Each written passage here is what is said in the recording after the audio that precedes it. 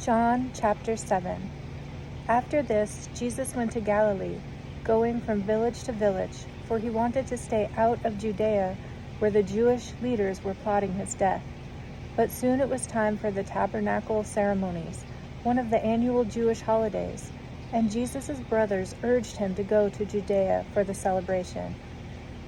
"Go where more people can see your miracles," they scoffed. "You can't be famous when you hide like this. If you're so great, prove it to the world," for even his brothers didn't believe in him.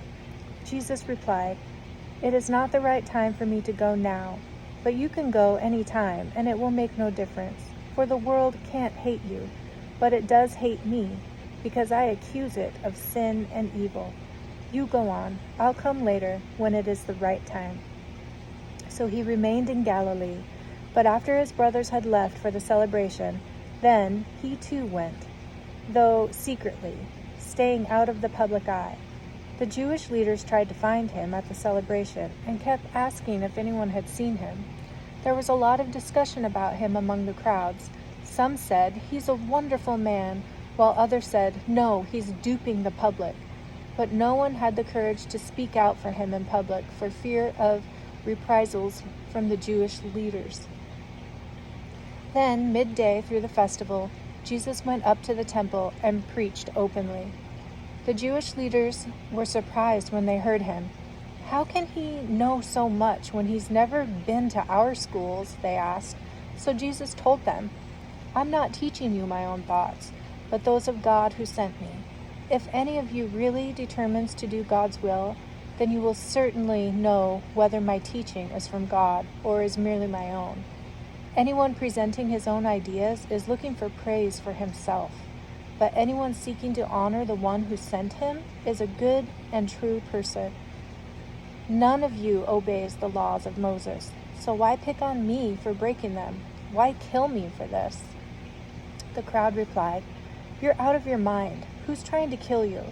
Jesus replied, "I worked on the Sabbath by healing a man, and you were surprised.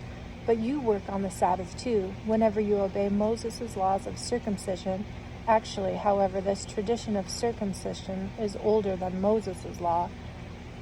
For if the correct time for circumcising your children falls on the Sabbath, you go ahead and do it as you should.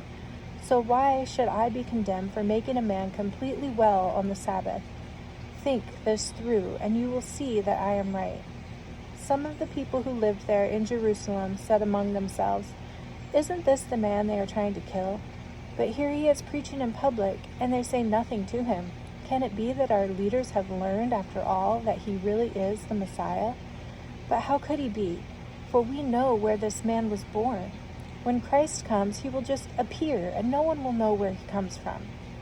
So Jesus, in a sermon in the temple, called out, "Yes, you know me and where I was born and raised, but I am the representative of one who you don't know, and he is truth.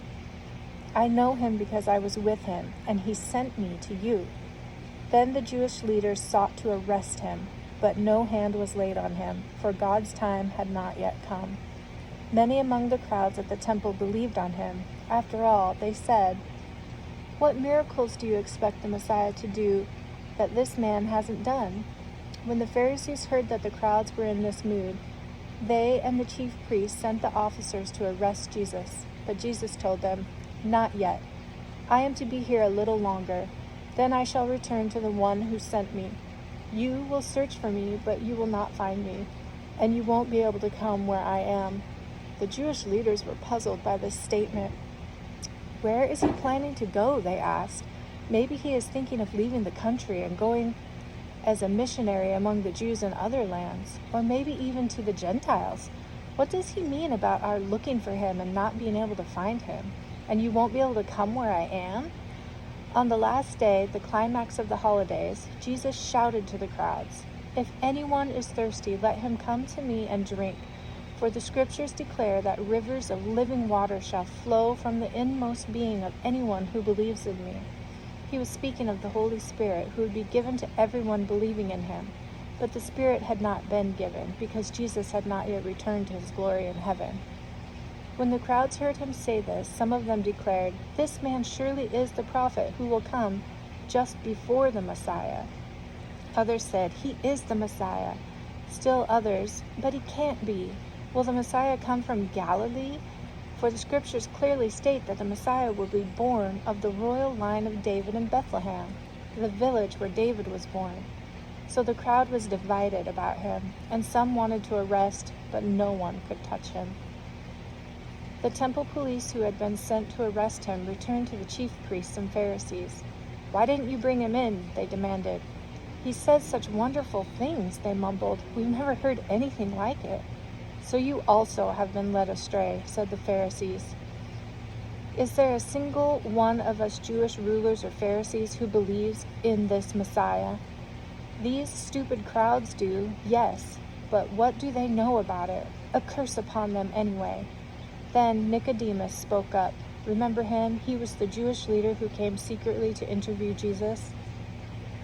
Is it legal to convict a man before he is even tried?" he asked. They replied, "Are you a wretched Galilean too? Search the scriptures and see for yourself. No prophet will come from Galilee." And the meeting broke up, and everyone went home.